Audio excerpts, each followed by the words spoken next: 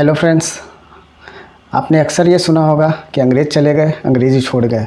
तो ये बिल्कुल सही बात है। अंग्रेज़ सच में चले गए और अंग्रेज़ी छोड़ गए। भारत 1947 में आज़ाद हुआ और आज भी इंग्लिश में ही बहुत सारे काम चल रहे हैं। चाहे सुप्रीम कोर्ट का स्टेटमेंट हो, चाहे हाई कोर्ट का स्टेटमेंट हो, उसमें वो इंग्लिश में ही आता है। आप अक्सर देखे होंगे कि भारत में 90% एग्ज़ाम्स में इंग्लिश आता ही आता है।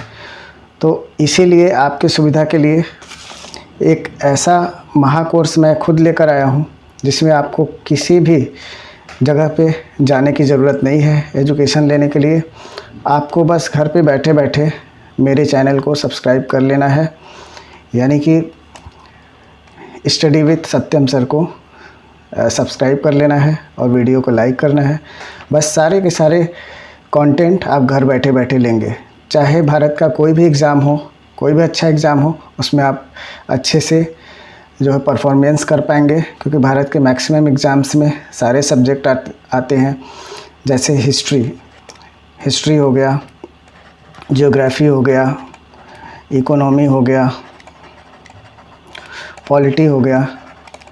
ये सारे जीएस के ऐसे सब्जेक्ट हैं जो बहुत सारे वनडे एग्ज़ाम्स में आते हैं, और न सिर्फ वनडे एग्ज़ाम्स में आते हैं बल्कि यूपीएससी और यूपीपीएससी और स्टेट सिविल सर्विसेज एग्ज़ाम्स में भी आते हैं। और न सिर्फ ये आता है बल्कि मैथमेटिक्स भी आता है। यूपीएससी के सीसैट में हो, चाहे एसएससी, बैंक, रेलवे, कोई भी एग्ज़ाम में हो, मैथमेटिक्स भी आता है। और बहुत सारे एग्ज़ाम्स में आता है, कम एग्ज़ाम्स में नहीं आता। और उसके साथ ही इंग्लिश भी एक ऐसा सब्जेक्ट है जिससे डर के बहुत सारे बच्चे अच्छे से एग्ज़ाम नहीं दे पाते हैं। बहुत सारे बच्चे बहुत सारे सब्जेक्ट को पढ़ भी लेते हैं, फिर भी वो इंग्लिश में कुछ ना कुछ तरीके से वीक रह जाते हैं। तो इसी के समाधान के लिए मैं सबसे पहले स्टार्ट करने जा रहा हूँ इंग्लिश का एक बेहतरीन कोर्स, जिसमें आपको मैं इस तरीके से सारा कंटेंट दूंगा, सारा चीज़ें पढ़ाऊँगा ताकि आपको ऐसा लगे कि जितने भी एग्ज़ाम्स में इंग्लिश आते हैं वो सारे एग्ज़ाम्स आपके कवर होंगे और सारे एग्ज़ाम्स में आप अच्छा परफॉर्मेंस कर पाएंगे और आपको 100% इंग्लिश समझ में आने वाला है। तो अगर आप अभी तक सब्सक्राइब नहीं किए हैं तो वीडियो को सब्सक्राइब करिए और चैनल को सब्सक्राइब करिए और वीडियो को लाइक करिए। तो आते हैं, शुरू करते हैं इंग्लिश का महाकोर्स, इंग्लिश बेसिक टू एडवांस। तो इंग्लिश बेसिक टू एडवांस में हमारा सिलेबस यानी कंटेंट 3 भाग में डिवाइड होगा। पार्ट ए में ग्रामर सेक्शन, पार्ट बी में वोकैबुलरी का सेक्शन होगा, वोकैब का सेक्शन, और पार्ट सी में हमारा होगा कॉम्प्रीहेंशन टाइप का जो सेक्शन होता है वो पार्ट सी में होगा। और अगर हम पार्ट ए की बात करें, सबसे पहले हम कवर करेंगे पार्ट ए को कवर करने के बाद हम थोड़ा सा वोकैब का सेक्शन कवर करेंगे, ताकि ग्रामर और वोकैब मिल जाए तो हम कॉम्प्रीहेंशन के अच्छे क्वेश्चंस को अच्छे से सॉल्व कर पाएँ। और आप देखेंगे इस सिविल सर्विसेज एग्ज़ाम्स में, यानी कि सीसैट सिविल सर्विसेज में होता है, उसमें इंग्लिश का काफ़ी रोल होता है। अगर इंग्लिश कॉम्प्रीहेंशन को कोई भी बच्चा अच्छे से कर लेता है तो उसका सीसैट में पूरा अच्छे से परफॉर्मेंस करने की गारंटी रहती है। तो देखते हैं कि कंटेंट ग्रामर सेक्शन में क्या क्या है। पहला ग्रामर सेक्शन में है सम बेसिक स्ट्रक्चर, यानी बेसिक स्ट्रक्चर में सबसे पहले हम एकदम अल्फ़ाबेट से शुरू करेंगे। अल्फ़ाबेट कितने होते हैं उस तरीके से एकदम बेसिक से, उसमें कोई भी दो राय नहीं है कि बेसिक से नहीं होगा। फिर उसके बाद नाउन, फिर उसके बाद प्रोनाउन, आर्टिकल, एडवर्ब, वर्ब, यानी कि पार्ट्स ऑफ स्पीच का मैक्सिमम सेक्शन कवर होगा। फिर उसके बाद non finite verb, model auxiliaries, question tag और causative verbs, conjunction, preposition, active and passive voice, direct and indirect narration. तो इंडिया के मोस्ट ऑफ द एग्ज़ाम्स में ग्रामर के ये सेक्शन आते हैं जिससे आपको अच्छे से करना ज़रूरी है। तो आज ही आपको क्या क्या लेना है, पहला लेना है एक कॉपी, दूसरा लेना है एक पेन। कहीं भी नहीं जाना है। एक बार आप सोच के देखिए कि कहीं भी आपको जाना नहीं है, कुछ भी आपको करना नहीं है, बस एक कॉपी और एक पेन लेना है और जो बताएंगे उसको करते जाना है। फिर आप लास्ट एंड तक आप देखोगे, इंग्लिश में आपको कोई भी प्रॉब्लम नहीं होने वाला है। और न सिर्फ इंग्लिश में, बाकी कोई भी सब्जेक्ट में आपको कोई भी प्रॉब्लम नहीं होने वाला है, क्योंकि सारा सब्जेक्ट मैं इसी प्रकार से कवर कराने वाला हूँ, एक एक टॉपिक को कवर कराने वाला हूँ। ठीक है, आपको कोई भी दिक्कत नहीं होने वाला है। तो आप जानते हैं इंग्लिश चाहे टीचिंग का एग्ज़ाम हो, सिविल सर्विसेज हो, सब जगह आता है, और इंग्लिश में मोस्ट ऑफ द स्टूडेंट्स को प्रॉब्लम होता है, इसलिए सबसे पहले इंग्लिश स्टार्ट हो रहा है। उसके बाद अदर सब्जेक्ट का स्टार्टिंग होगा। तो दूसरे सेक्शन में पार्ट बी में हम लोगों के पास है सिनोनिम्स समानार्थक शब्द जैसे होते हैं आपके, एंटोनिम्स विलोम शब्द होते हैं हिंदी में।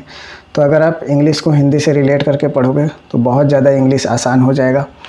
वन वर्ड सब्स्टिट्यूशन होने वाला है, यानी कि वाक्यांशों के लिए एक शब्द, idiom and phrases, spelling correction, ये वोकैबुलरी का ऐसा पार्ट है जो most of the exams SSC, bank, Railways में आता रहता है। फिर हम लोग देखते हैं पार्ट सी, यानी जो पार्ट सी है, पार्ट सी में वो सेक्शन कवर होंगे जिसमें बहुत ज़्यादा हमें एक्सपीरियंस की ज़रूरत है, बहुत ज़्यादा नॉलेज की ज़रूरत है।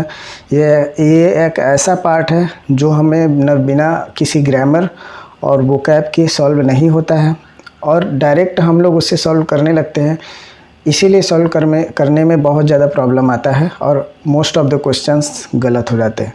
तो इसीलिए सबसे पहले ग्रामर सेक्शन पढ़ेंगे, फिर वोकैब सेक्शन पढ़ेंगे, फिर इन दोनों के एक्सपीरियंस से मिला के हम लोग पार्ट सी का ये सेक्शन पढ़ने वाले हैं। तो आज ही आप कंटेंट नोट डाउन कर लें अपने कॉपी में कंटेंट नोट डाउन कर लीजिए। कल से जो स्टार्ट होगा बेसिक स्ट्रक्चर स्टार्ट होगा। तो चलिए पार्ट सी देखते हैं क्या है। Ordering of sentences, word introduction, यानी वर्ड्स का इंट्रोडक्शन क्या होगा, सेंटेंस किस ऑर्डर में, कौन सा सेंटेंसेस का ऑर्डर डिसाइड करने के लिए आता है।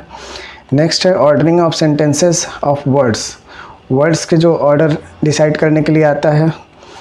कॉम्प्रीहेंशन इंट्रोडक्शन, इसमें हम कॉम्प्रीहेंशन का इंट्रोडक्शन देंगे कि कॉम्प्रीहेंशन होता क्या है, कितने प्रकार से कॉम्प्रीहेंशन पूछा जाता है, कौन कौन से ऐसे क्वेश्चंस हैं जो कॉम्प्रीहेंशन में पूछे जाते हैं। अगला है कॉम्प्रीहेंशन, खुद कॉम्प्रीहेंशन का प्रैक्टिस करेंगे, लगभग 50 to 100 क्वेश्चंस का प्रैक्टिस करेंगे, और उसके बाद आप खुद देखेंगे कि आपका भी क्वेश्चन बनने लगा है और सारा चीज़ें सॉल्व होने लगा है। उसके बाद हम क्लोज टेस्ट देखेंगे, क्लोज टेस्ट के बाद एग्ज़ामिनेशन पेपर को भी देखेंगे, और सारे एग्ज़ामिनेशन पेपर को मैं वैसे ही सॉल्व कराता हूँ, चाहे CSET UPSC हो, चाहे UPSC प्रीलिम्स का हो, चाहे कोई भी हो, सारे पेपर को मैं सॉल्व कराऊँगा। और अगर आपके मन में कोई भी क्वेश्चन हो, कोई भी पेपर का सॉल्यूशन चाहिए, तो आप कमेंट में कमेंट कर सकते हैं।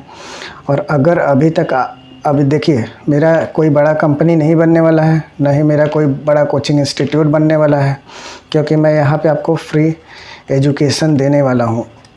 अगर फ्री एजुकेशन देने वाला हूँ तो आपका भी कुछ कर्तव्य बनता है कि आप मेरा सपोर्ट करें। तो आपको सपोर्ट कैसे करना है, बस आपको सब्सक्राइब बटन पे क्लिक करना है और आपको बेल आइकन पे प्रेस कर देना है, ताकि जब भी कोई वीडियो आए आपको नोटिफिकेशन तुरंत मिल जाए, और वीडियो को लाइक कर देना है। बस इतना करना है, इससे ज़्यादा कोई नहीं करना है, और रेगुलर वीडियो देखना है, क्योंकि अगर कोई भी क्लासेस छूट जाती है तो उसके बारे में जानकारी आपको नहीं होती। अगर कोई भी क्लासेस छूटा है, जैसे ये क्लास 1 है, तो अगला वीडियो क्लास 2 होगा। क्लास 1 का मतलब ये मत समझिएगा कक्षा 1 नहीं है ये। क्लास 1 मतलब ये फर्स्ट क्लास है, फिर अगला क्लास होगा सेकेंड क्लास, अगला क्लास होगा थर्ड क्लास। तो ऐसे क्लास वाइज हम इंग्लिश के चीज़ को डिस्क्राइब करेंगे। तो आज हमें कंटेंट बताना था कि इंग्लिश का क्या इम्पोर्टेंस है। तो इंग्लिश बहुत इम्पॉर्टेंट है। आप एक बार सोच के देखिए, अगर आपको कहीं भी विदेश जाना हो, कभी फॉरेन में जाना हो, अगर आपको इंग्लिश नहीं आती तो वहाँ पे आप बहुत रेयरली सर्वाइव कर पाएंगे। आप कोई छोटा मोटा काम कर सकते हैं, पर कोई बड़ा काम नहीं कर सकते हैं। तो इंग्लिश इज़ मोस्ट इम्पॉर्टेंट, ठीक है। तो फिर से एक बार याद दिला दूँ, अगर आपने सब्सक्राइब नहीं किया है तो सब्सक्राइब कर दीजिए। कल से हम स्टार्ट करेंगे, यानी हमारे कंटेंट का part A section, some basic structure. और यकीन मानिए, इंग्लिश का कोई